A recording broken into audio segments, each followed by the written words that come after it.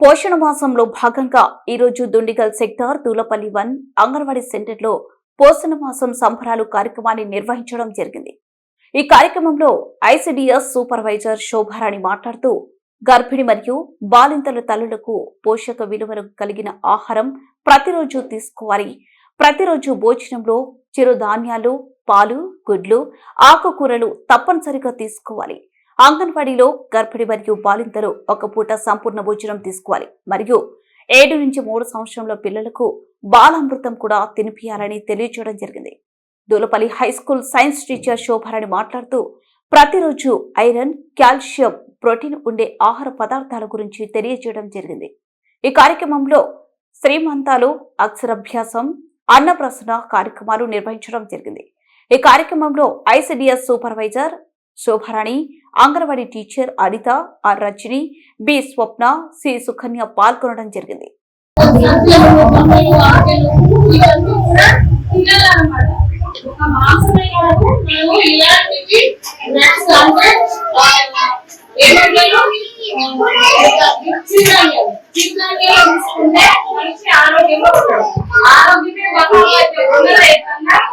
మనం ఆరోగ్యంగా ఉంటేనే ఏదైనా పని చేసుకోవాలి. మనం ఆరోగ్యంగా ఉంటేనే మంచి ఆరోగ్యం ఉంటే ప్రతి ఒక్కటి ఉంటుంది. ఒక ఆస్తి ఏంటి అంటే ఆరోగ్యం. అట్లా ఆరోగ్యంగా లేనప్పుడు ఎలాంటివి కూడా ఉండదనే ఉద్దేశంతో ఈ రోజు ఈ కార్యక్రమాన్ని ఏర్పాటు చేసుకుంటాం. ఎందుకు అంటే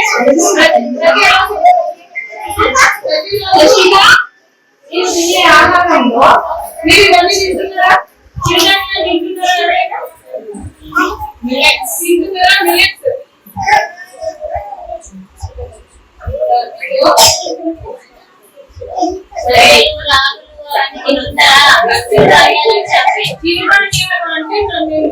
చూడండి, సజ్జలు, రాగులు, పెసలు, రాజమాలు, సామర్థ్యం బట్టి కూడా ఎప్పటి కాలంలో తినేవాళ్ళు. వాళ్ళు ఎలా ఉండేవాళ్ళు? 75 వస్తాయని కూడా ఒక బీపీ కానీ షుగర్ కానీ కాదు. కానీ ఇప్పుడు ప్రస్తుత కాలంలో పుట్టిన పిల్లలకు కూడా షుగర్, బీపీ అనేవి కూడా అంటే అట్లా ఆరోగ్యంగా ఎవరు ఉండట్లేదు అనే ఉద్దేశంతో ప్రతి ఒక్కరు కూడా ఆరోగ్యంగా ఉండాలని ఉద్దేశంతోనే మనకి ఈ ప్రోగ్రామ్ ఏర్పాటు చేసుకోవడం జరిగింది. అర్థమైందా? ఏర్పాటు చేసుకొని మీ అందరికీ కూడా ఒకసారి అంటే ఇవన్నీ మీకు తెలియదు, మాకు తెలుసుకోవాలి. ఇవన్నీ కూడా మన భోజనంలో ఉంటే మనం ఆరోగ్యంగా ఉంటాం. ఇంటికి ఒక ఇండియా అంటే ఆ ఇంట్లో ఎంతో ఆనందంగా ఉంటుంది. అంటే ఫైనాన్షియల్ గా ఏ ఆరోగ్యంగా ఉంటే ఆ ఇంట్లో భవిష్యత్తు బాగుంటుంది. కానీ అందరూ ఆరోగ్యంగా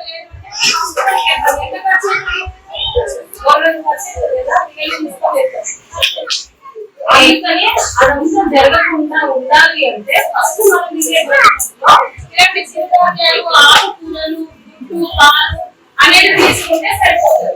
నాన్ వెజ్ తినాలని కాదు, ఈ చిరుధాన్యాలు తింటే అందులో కూడా మనకి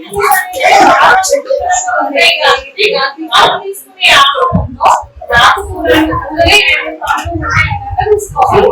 మన అంగన్వాడీ కేంద్రంలో కూడా తీసుకుంటారా?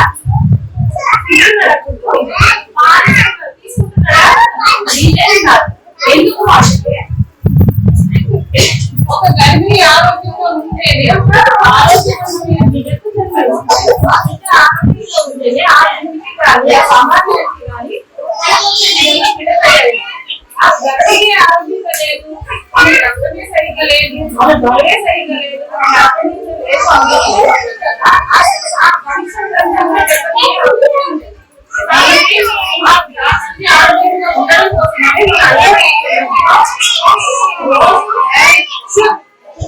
ఒకరోజు ఆకుకూరతోటి అన్నం, పాలు, గుడ్డు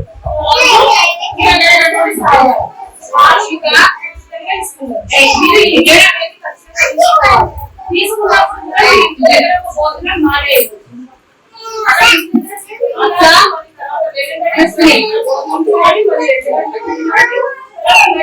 తీసుకోవాలి. అట్లా 4 సార్లు కూడా మీరు భోజనం తీసుకుంటే మీకు ఆరోగ్యంగా ఉంటుంది.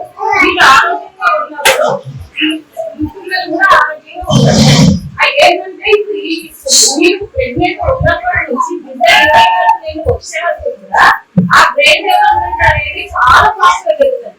అట్లా ఫాస్ట్ గా జరిగినప్పుడు ఏమైతుంది, మంచి పోషకాహారం అవసరం. పుట్టిన పిల్లలకు కూడా 6 నెలల వరకు మీ తల్లిపాలే ఇవ్వాలి. ఏమి ఇవ్వకూడదు. మీరు ఏదైనా అట్లా రాకుండా మీ తల్లిపాలే ఇవ్వాలి. మీరు శుభ్రంగా ఉండాలి. తర్వాత 6 నెలల నుంచి 7 నెలల వరకు అనుబంధంగా 2 సంవత్సరాలు ఖచ్చితంగా పాలు ఇవ్వాలి. ఇంకా మళ్ళీ నేను మనం అంగన్వాడీలో బాలాంశం ఇస్తున్నాం, మీకు తెలుసా? ఇది మనము 3 సంవత్సరాల వరకు మాత్రమే ఇస్తాం. ఇది మళ్ళీ ఈ ప్రోడక్ట్ అనేది ఎక్కడ దొరకదు. గవర్నమెంట్ ఏంటంటే చాలా ఆలోచించి ఈ బిడ్డకి పౌష్టికాహారం ఈ విధంగా ఇస్తే బాగుంటుంది అనే ఉద్దేశంతో దీని మీద నిర్లక్ష్యంగా ఎప్పుడు కూడా అనుకోవద్దు. మనం బయట శరీరాలకు అవన్నీ అంతే. దీంట్లో ఉండే పోషక విలువలు సాధ్యమైనంత వరకు కూడా 3 సంవత్సరాల వరకు ఇది తినిపించండి. అంతేకాకుండా మీరు ఇంట్లో కూడా తయారు చేసుకోండి పిల్లలకి. అదే ఆకులు వేసి కూరగాయలు క్యారెట్స్ అట్లా వేసి మంచిగా అన్నం ఉడికించి పిల్లలకు పెట్టండి. అదొక కూడా ఇదొక కూడా అట్లా పెట్టండి. పెట్టినప్పుడు మేము 5 గంటలు ఇస్తున్నాం కదా పిల్లలకి. ఎప్పుడైనా 6 వరకు ఎంత పెట్టుకుంటామో అంత బరువు పెట్టి ఉన్నారు. ఒకవేళ లేదనుకోండి దాని మీద పోరాటాలు చేస్తున్నాం. అదే బయట తక్కువ చూసి మాకు పిల్లలకి ఏదైనా మెడిసిన్ ఇవ్వండి. పిల్లలు బాగుండేది బాగుండేది అనే ఉద్దేశం మేము మీరు కూడా తీసుకోవాలి. మీ పిల్లలు కదా ఏం తీసుకొని ఆ పిల్లలు బయట తప్పకుండా తీసుకోవాలి. ఓకేనమ్మా, మీరు కూడా ఖచ్చితంగా రోజు రండి. వచ్చి ఎవరైతే మీరందరూ కూడా ఇక్కడ భోజనం తినుకోవాలి. ఎందుకంటే మనం ఇంట్లో రోజు బిడ్డలే తినాం. ఇక్కడ ఒక్కరోజు అట్లా లేకపోతే ఫోన్ చేసుకుంటాం. బుక్ అయిపోతుంది చాలా చేసుకుంటాం.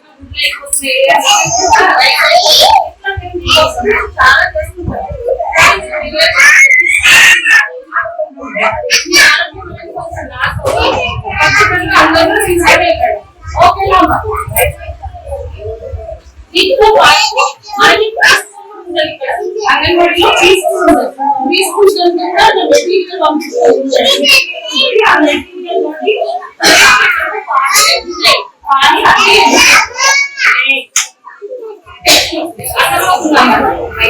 అది ఏంటంటే చెప్పాను కదా ఏంటంటారా బ్రెయిన్ డెవలప్మెంట్ అనేది ఆ టైంలో అనంలో మనకి అట్లాంటి పోషకాహారం ఇస్తూ వాళ్ళకి వచ్చిన పిల్లలకి ఫోటో కూర్చుంటారా ఇలా ఆడపాడు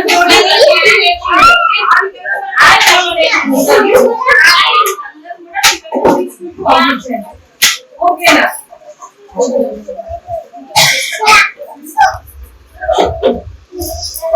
ఓకే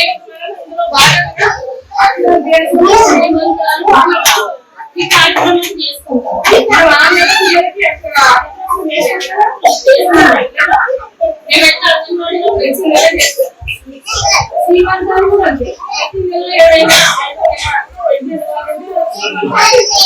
అంటే